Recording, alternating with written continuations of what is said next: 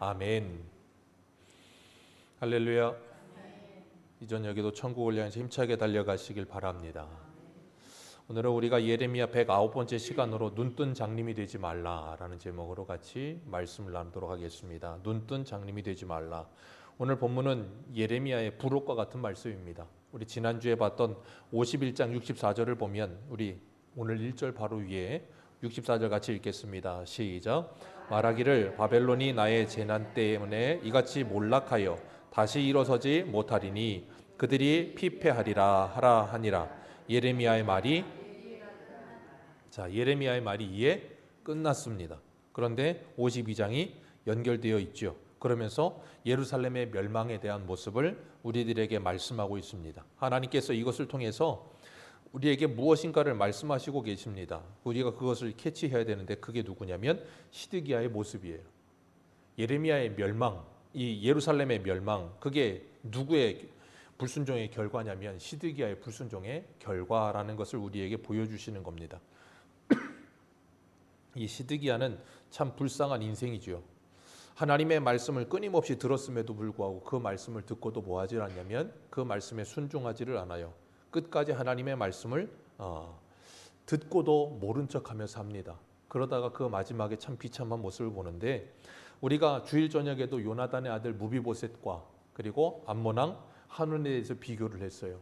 다윗이 은총을 베풀었는데 무비보셋은 그 은총을 받을 수 없는 죽은 개와 같은 존재라고 스스로를 알고 있음에도 불구하고 다윗이 베푼 그 은총을 받아들이고 감사했고, 그리고 한우는 뭐 했습니까? 은 1000달란트를 이용해서 용병을 고용해 다윗과 대적하며 싸우려고 하는 어리석음을 보였어요.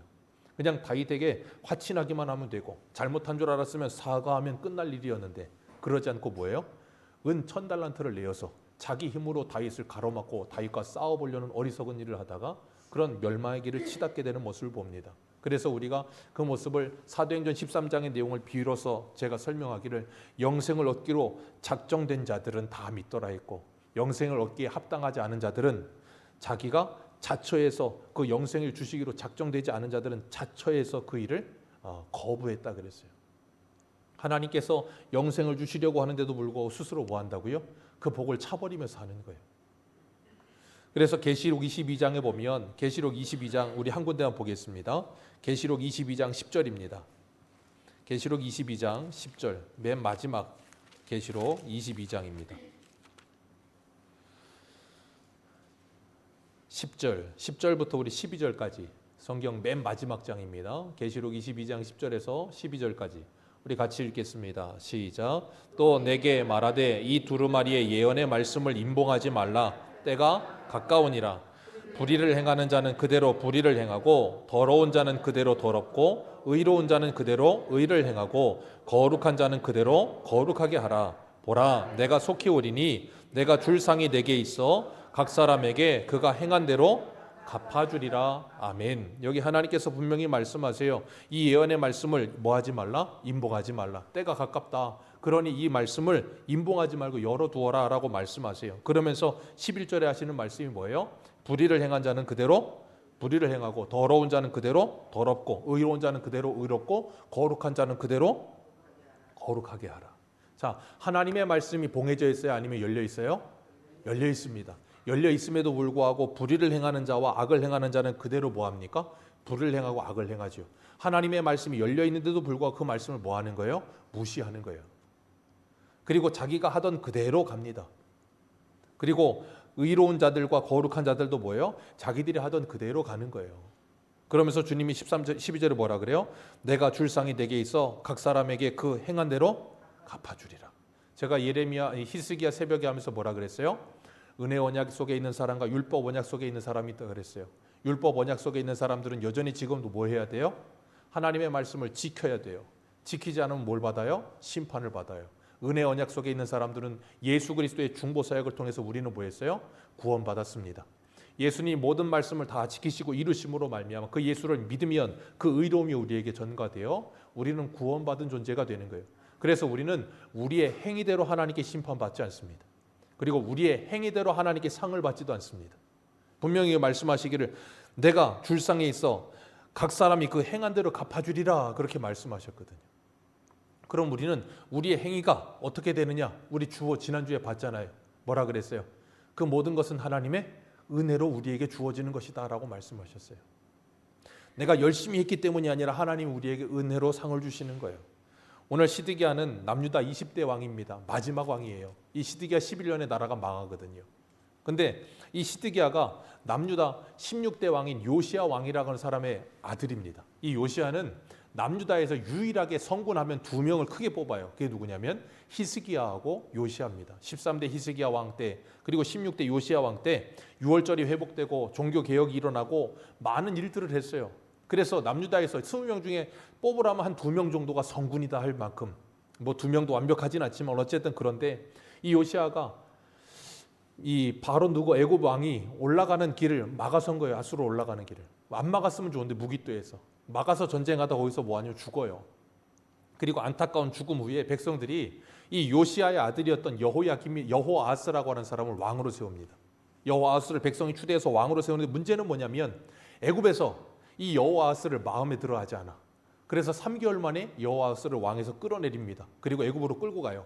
그리고 누구를 왕시키냐면 그 형제였던 여호야김이라고 하는 사람을 왕을 시켜요. 근데 이 여호야김이 바벨론의 마음에 안 들어. 그러니까 또 뭐하냐면 여호야김 11년에 바벨론 왕이 여호야김을 끌고 갑니다. 그리고 여호야김 아들 여호야긴을 왕으로 세워놔. 근데 여호야긴도 바벨론의 마음에 안 들어. 그러니까 3개월 만에 또 그냥 왕에서 쫓아내버리고 누구를 왕시키냐면 시드기야를 왕시켜요. 그러니까 여호야긴 빼고 여호아스, 여호야김 그리고 시드기야 3명은 다 형제예요. 4형제 중에 그 3형제, 첫째 빼고 3형제가 전부 왕이 돼서 왕으로 있는데 문제는 뭐냐면 애굽 입맛과 바벨론 입맛에 따라서 왕을 막 갈아치우는 상태.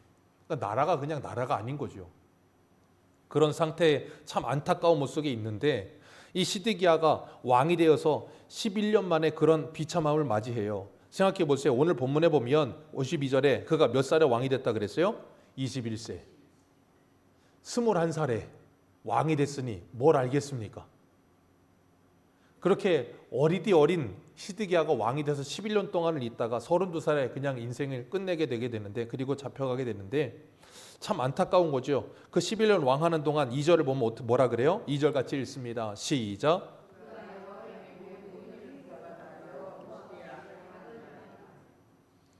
참 안타까워요. 시드기야가 누구를 본받아 그랬어요? 여호야김을 본받아. 자기 형이거든요.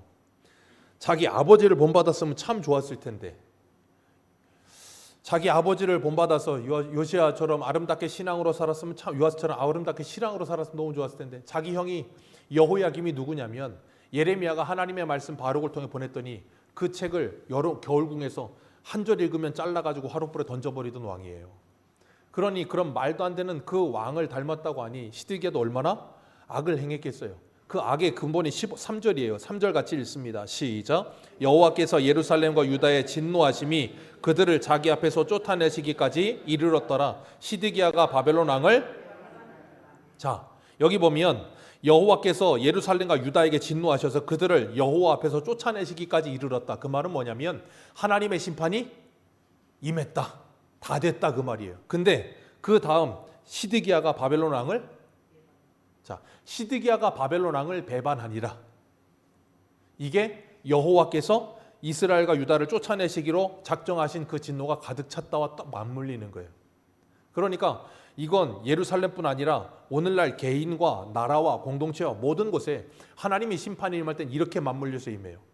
하나님께서 창세기 15장에 아브라함에게 언약을 주시죠. 횃불 언약을 주시면서 네 후손이 4대 만에 이 땅으로 다시 돌아오리라. 그러면서 뭐라 그랬냐면 아모리 족속의 죄가 관영하지 않았다라는 말씀을 하세요. 그 말은 뭐냐면 430년 동안 하나님이 참으시는 거예요. 무엇 때문에요? 블레셋 그 중심 쪽에 있는 이스라엘 백성 들어가서 얻을 그 7족속이 하나님 앞에 불순종하고 있는데 하나님이 그들에게 기회를 주시는 거예요. 오래 참으시면서. 근데 그들은 아까 계시록 22장의 말씀처럼 악과 그리고 뭐예요? 아까 저주를 받게 된 그 사람들은 그 악한 일을 계속한다 그랬잖아요. 하나님께서 오래 참으시면서 바벨론, 블레셋 그 가나안 족속들에게 기회를 주셨는데 그들은 계속해서 죄를 지으면서 뭐예요? 그 죄가 가득 찰 때까지. 그때가 언제라고요? 하나님의 약속하신 430년 다 찰 때까지. 그러니까 이스라엘 백성들이 가나안 땅을 차지하는 건 이스라엘 백성이 잘나서가 아니에요. 그 가나안 땅의 사람들의 죄가 가득해서 하나님의 심판을 받을 때가 됐기 때문에 그들을 쫓아내시고 하나님께서 이스라엘 백성을 거기 넣으시는 거예요. 그리고 그들에게도 뭐라 그랬어요? 너희들은 이 사람들과 똑같은 일을 하지 말라. 왜요? 레위기에 너희들이 그렇게 하면 이 땅이 너희들을 토하여 내치리라 그렇게 말씀하셨어요. 그런데도 불구하고 그들은 뭐예요? 그런 똑같은 일을 계속해서 반복하는 거예요.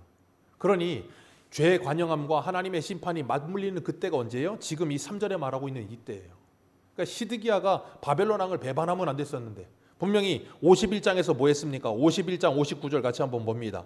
51장 59절 같이 읽습니다. 시작. 유다의 시드기야 왕 제4년에 마세야의 손자 네리야의 아들 스라야가 그 왕과 함께 바벨론으로 갈 때에 선지자 예레미야가 그에게 말씀을 명령하니 스라야는 병창감이더라. 제가 이 말씀 나누면서 뭐라 그랬어요? 지금 시드기야가 병창감 데리고 뭐하러 간다 그랬어요? 바벨론 가가지고 나 너희들한테 대항하는 사람 아니다. 얘들은 연합해서 너희들 대항하지만 나도 너희들 말 잘 들으려고 그런다. 그리고 돌아왔단 말이에요. 근데 문제는 뭐냐면 예루살렘 안에 여전히 세력 다툼이 여전히 있었어. 누가 있었냐면 친바벨론파, 친애굽파. 근데 누가 더 세냐면 친애굽파가 더 많아. 그러니까 바벨론에게 좀 항복하자는 말은 씨알도 안 먹혀. 왕이 그러고 왔어도 이 친애굽파는 왕에게 전혀 굽힐 생각을 안 해. 그러니까 시드기야가 뭐 하냐면 이 세력이 강한 친바벨론파 때문에 어쩔 수 없이 뭐 하냐면 뒤로 바벨론과 손을 잡아요. 그 일이 누구에게 발각되냐면 느부갓네살 왕에게 발각되는 거예요. 그러니까 뭐예요? 왕을 배반했다 그렇게 표현하는 거예요. 그게 결국 누구를 배반하는 게 돼요? 하나님을 배반하는 게 돼요. 왜요? 하나님께서 지금 예레미야를 통해서 계속 일관되게 하신 말씀이 뭐였어요? 바벨론에 항복해라. 우리 예레미야 38장 한 군데 보겠습니다. 예레미야 38장 17절.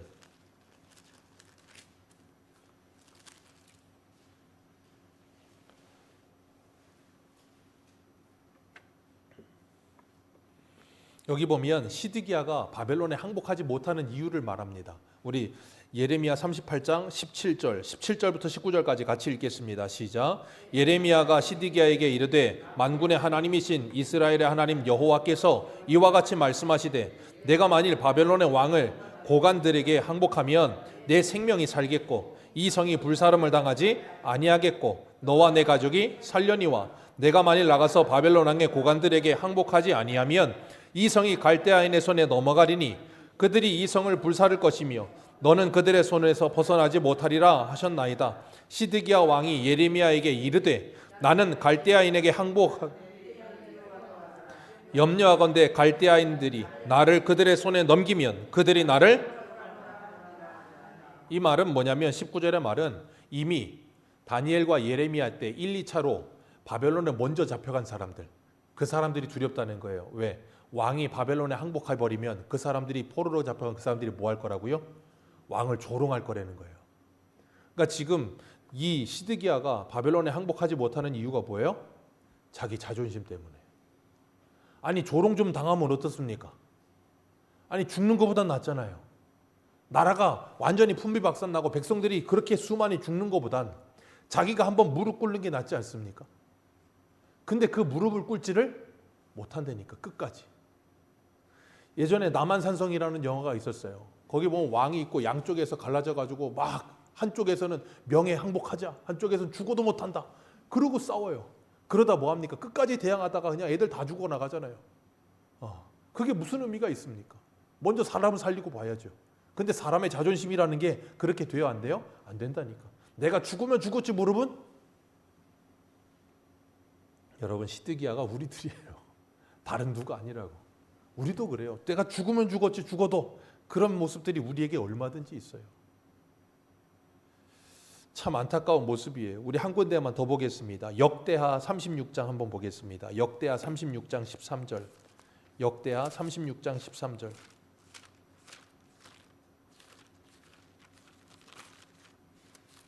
역대하 36장 13절. 에스라 바로 앞에 구약성경 708페이지 36장 13절입니다.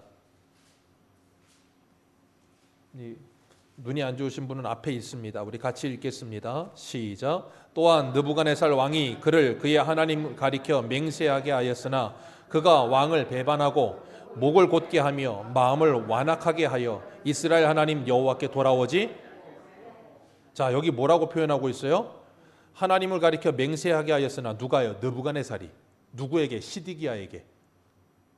시드기야 이름이 느부갓네살이 이 바벨론 느부갓네살 왕이 이름을 바꿔서 시드기야라고 이름을 지어준 거예요. 그게 뭐냐면 너는 의로움을 지켜라 그거거든요. 쉽게 말해서 너는 하나님 앞에서 나에게 의로움을 지켜서 충성해라 그 말이에요. 그렇게 이름까지 바꿔가면서 경고를 했는데 시드기야가 뭐예요? 그 왕을 배반하고 목을 못게 하여 마음을 완악케 하여서 누구에게 돌아오지 아니하니라? 자, 바벨론에 항복하지 않는 걸 하나님이 뭐라 그래요? 하나님께 돌아오지 않았다라고 말씀하신다고요. 왜? 그게 하나님의 뜻이었기 때문에. 근데 자기 자존심 때문에 끝까지 그걸 굽히지를 않아요. 그리고 오늘 본문으로 돌아오셔서 4절을 보면 시드기야 왕 제9년 열째 달 열째 날에 느부갓네살 왕 바벨론이 모든 군대를 거느리고 아예 공격해 옵니다. 공격해 오는데 문제가 뭐냐? 이 예루살렘이 천의 요새거든요. 이렇게 삼면이 이렇게 절벽으로 돼 있어. 그러니까 공격을 잘 못해. 그러니까 뭐 하냐면 거기를 둘러싸고 토둔을 쌓아요. 흙을 쌓아 올리는 거예요. 옛날에 공성전 할 때도 보면 성이 높으면 이게 사다리 놓고 하다 안 되면 흙을 쌓아 올리잖아요. 그것처럼 흙을 쌓아 올리는 거예요. 몇 년 동안이요? 2년 반 동안. 흙을 쌓아 올려놓고 그 성과 같은 위치에 있거나 그것보다 좀 더 위에 올라가서 넘어가서 죽이려고. 그걸 쌓아 올리는 동안 어떻게 되냐면 5절 말씀 보면 그 성이 시드기야 왕 제11년까지 포위되었더라. 9년부터 시작해서 9년 10월부터 시작해서 11년까지 약 한 1년 5개월 동안을 그걸 쌓아 올린 거예요. 그리고 포위되어 있어요. 그러면 성 안에 있는 사람은 어떻게 되겠어요? 양식이랑 물이 없을 거 아닙니까? 그럼 굶어 죽는 거예요. 그런 때가 되면 뭐 해요? 그때 공격하는 거예요. 그랬더니 뭐 했대요? 여기 보니까 그런 상태에서 7절 공격하니까 성벽이 파괴되고 그러니까 모든 군사가 다 뭐예요? 도망치는 거예요. 그때 시드기야 왕도 뒷구멍으로 도망칩니다. 문제는 뭐냐면 8절 같이 읽습니다. 8절입니다. 시작.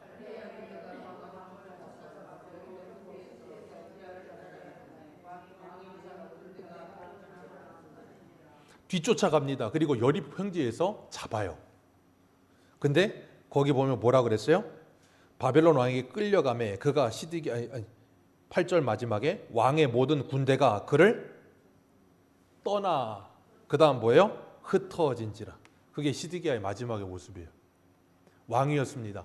태어날 때 아버지가 왕이었고 왕자로 태어나서 평생을 왕자로 살다가 왕으로 살아서 11년을 그러다가 결국에는 그 마지막에선 그 앞에 누가 있어요 없어요? 아무도 없어요. 이게 시드기야의 마지막이고요. 그게 우리들의 마지막이에요. 우리도 마찬가지예요. 이 세상을 살아가다 보면 우리의 인생의 마지막이 다가올 때쯤 되면 그 앞에 우리 주변에 누구도 없어요. 혼자 섭니다. 왜요? 사람은 죽음 앞에 누구도 나를 의지해 도와줄 사람은 없거든요. 그래서 죽음 앞에 서면 항상 혼자 서는 거예요. 그때 내 옆에 주님이 계시느냐 아니냐의 차이인 거예요. 그리고 그가 21살에 왕이 돼서 11년 동안을 왕하고 32살에 잡혔을 때 생각해 보세요. 애들을 낳았으면 애들이 몇 살이나 됐겠습니까? 뭐 그 당시에는 20살 그거보다 좀 더 빨리 결혼한다고 해도 애들이 초등학생이거나 그래봐야 중학생 1학년 정도? 그 정도밖에 안 될 것 아니에요. 그런데 그 애들을 신문하다가 시드기야 눈앞에서 뭐예요? 다 죽여버립니다. 이 모든 일들이 왜 일어났어요? 3절 시드기야가 바벨론 왕을 배반하니라. 왜요? 자기 자존심 때문에 누구의 말을 듣지 않고 예레미야를 통해 하신 하나님의 말씀을 듣지 않고 시드기야는 무슨 일만 있으면 예레미야 불렀어요. 하나님 뭐라고 하더냐? 계속 물었어요. 그 말씀을 계속 들었어. 근데 문제는 결국에는 그 말씀을 택하는 게 아니라 뭘 택해요? 자기 자존심을 택해요. 끝까지 회개하지 않고 돌이키지 않고 하나님을 대적합니다. 그러다가 결국은 이 비참함을 보는 거예요. 그리고 자기 두 아들이 죽고 자기 모든 고관들이 죽고 11절에 보면 시드기야가 두 눈이 뽑힙니다. 저는 참 바벨론 왕이 너무 잔인하다고 생각해요. 왜냐하면 생각해 보세요. 자기 두 아들과 그리고 자기 신하들이 다 죽는 걸 봤어. 그리고 두 눈이 뽑혔어. 그럼 그 사람은 그 마지막 기억이 뭐밖에 없어요? 두 아들과 모든 신하가 다 죽은 것밖에 없어. 평생을 이 생각 속에 갇혀서 감옥에 갇혀서 어둠 속에서 살아가는 거예요. 그 모습이 오늘날 이 세상을 살고 있는 사람들의 모습과 똑같다니까요. 어떻게 똑같은 거 우리 한 군데 보겠습니다. 로마서 2장 한번 가보세요. 로마서 2장입니다. 신약성경 로마서 2장입니다.